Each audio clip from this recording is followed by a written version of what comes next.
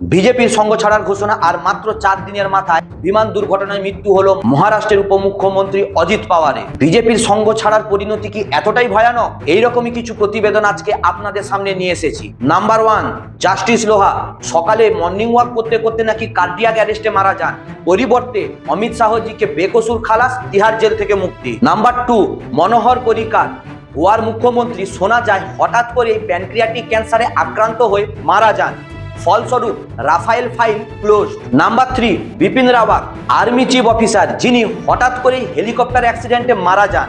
ফলস্বরূপ 2019-এ পুলওয়ামাতে 300 KG RDX কিভাবে ঢুকলো আর 50-এর বেশি সেনা জওয়ানকে হত্যা করার পরে পাকিস্তানিরা কোথায় গেল সে খবর কেউ জানে না, অথচ মোদী দ্বিতীয়বারের জন্য প্রধানমন্ত্রী হলো। নাম্বার 4, বিজয় রূপানি গুজরাটের মুখ্যমন্ত্রী, বিজেপির একটা স্ক্যামের সূত্রধার, হঠাৎ করে প্লেন দুর্ঘটনায় মারা যান।